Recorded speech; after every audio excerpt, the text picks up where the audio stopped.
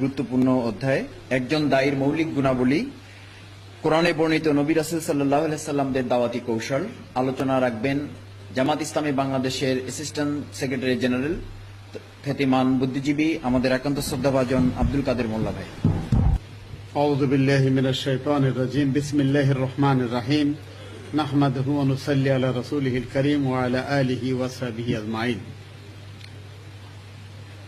অত্যন্ত প্রিয় এবং স্নেহভাজন সভাপতি এবং প্রাণাতিক প্রিয় ছাত্র শিবিরের সাথী ভাইরা, আসসালামু আলাইকুম।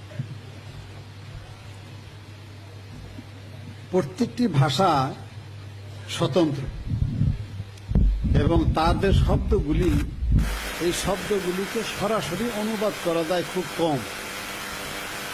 দাওয়াত বলতে বাংলায় আমরা দাওয়াত লিখি এই কারণে যে দাওয়াতের বাংলা আহ্বান হইলেও কথাটা আরবিতে যতখানি ওজনদার শব্দ, এটা বাংলায় আহ্বান বললে তা হয় না।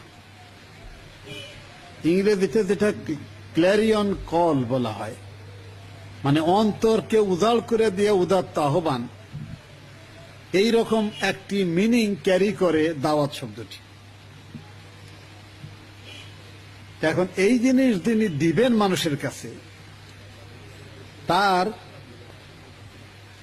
গুণ কি কি থাকতে হবে এই ব্যাপারে আমি কিছু কথা বলবো। যেহেতু সময় কম, এই জন্য কিছু আয়াতের খোঁজ খবর দিব, সবগুলি তেলাওয়াত করলে সময় কুলাবে না। প্রথম কথা হলো যে আমি যে বিষয়ে মানুষকে আহ্বান করতে চাই সেই ব্যাপার আমার স্পষ্ট জ্ঞান দরকার। এখন এই স্পষ্ট জ্ঞান অর্জন করতে হলে দুনিয়ার সব বই তো পড়া সম্ভব না।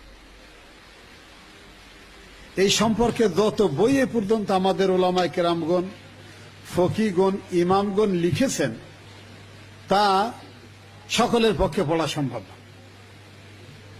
জেস ব্রুনারের একটা বই আছে, বইটার নাম হলো প্রসেস অফ এডুকেশন। তার মধ্যে একটা কথা আছে, দি স্ট্রাকচার অফ নলেজ। নলেজের বা জ্ঞানের একটা কাঠামো ছাত্রদেরকে একাডেমিক ডিগ্রির মাধ্যমে দেওয়া হয়। দুনিয়ার সব জ্ঞান কোন সাবজেক্টের লোকই অর্জন করতে পারে না। তা কাঠামোটা এমন হওয়া উচিত যাতে এই লার্নিংটা বা শিক্ষাটা ট্রান্সফার করে আর এক জায়গায় নিতে পারে। এখন আমি ফিজিক্সের ছাত্র, আমি ছাত্র শিবিরের কর্মী বা সদস্য যদি হই, তাহলে সবসময় ফিজিক্সের থিওরি দিয়ে মানুষকে বোঝানোর চেষ্টা করা, এইটার কোনো অর্থ হয় না।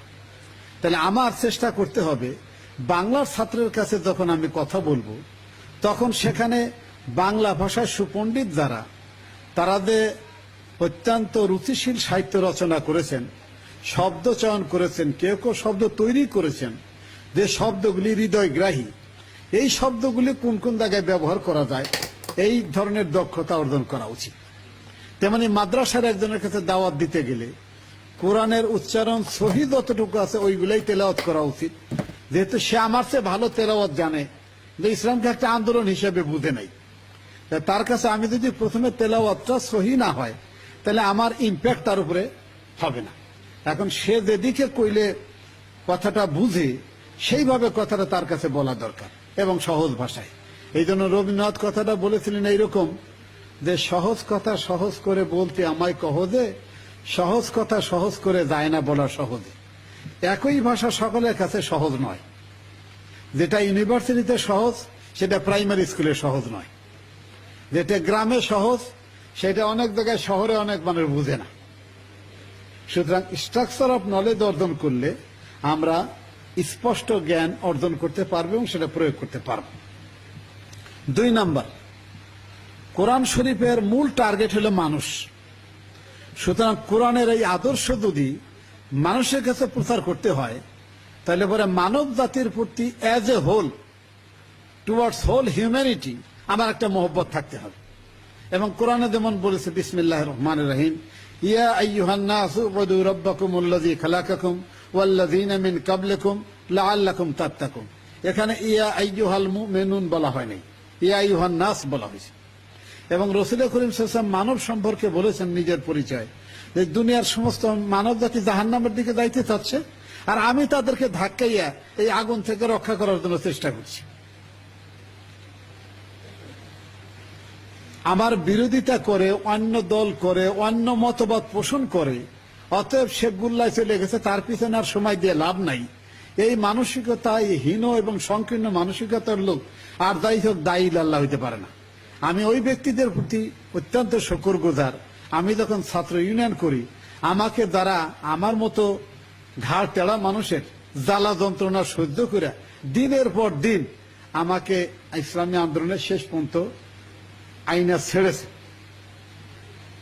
তাই অতএব যদি তারা ওই দিন আমার উপরে ছেড়ে দিতেন ভরসা, তাহলে তো আমি জাহান্নামের ওই রাস্তায় থাকতাম। এখন কমপক্ষে রাস্তা তো পেয়েছি, নিজে যদি আল্লাহকে খুশি করে দুনিয়া থেকে বিদায় নিতে পারি তাহলে আমার কপাল ভালো, আর যদি না পারি সেটা আমার কপাল মন্দ। কিন্তু যারা আমাকে এনেছেন তারা সব ঠিকই পেয়েছেন, তাদের কোনো অসুবিধা নেই।